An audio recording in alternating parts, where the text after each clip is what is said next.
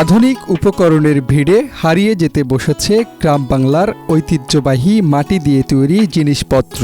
তবে সবকিছুর মাঝেও এখনও সীমিত পরিসরে সেই ঐতিহ্যের দেখা মিলছে রাজধানী ঢাকার ফুটপাতে।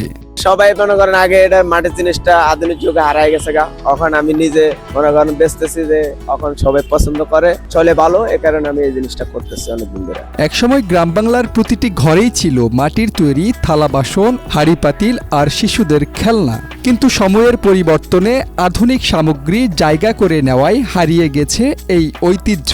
তবুও রাজধানীর ঢাকার রাস্তার ফুটপাতে এখনও সাজিয়ে রাখতে দেখা যায় মাটির তৈরি থালা বাসন, কলসি সহ নানা ধরনের সামগ্রী। মাটির জিনিস আগে মনে করেন আমরা এভেলেবেল পাওয়া যেত, কিন্তু এখন পাওয়া যায় না।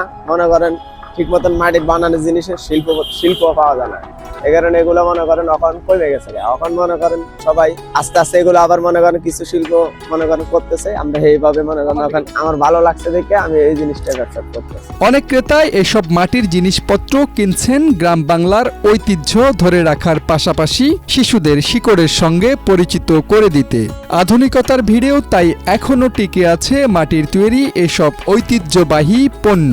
গ্রামে যখন আমরা ছোটবেলায় ছিলাম, আমাদের মায়েরা তারা মাটির হাঁড়ি পাতিল ব্যবহার করতো, কিন্তু এটি ধীরে ধীরে এখন হ্রাস পাচ্ছে। যার দরুন পরিবারকে আসলে পরিবারের যারা নতুন প্রজন্ম তাদেরকে বোঝানোর জন্য হলেও আমাদের এই এলিমেন্টস গুলো আছে, এগুলো পরিবারে রাখা দরকার। এজন্যই আর কি আশা, অন্তত পরিবারের যারা নিউ জেনারেশন তারা ঐতিহ্যবাহী প্রোডাক্ট গুলো আছে এগুলোর সাথে যাতে তারা পরিচিত থাকতে পারে।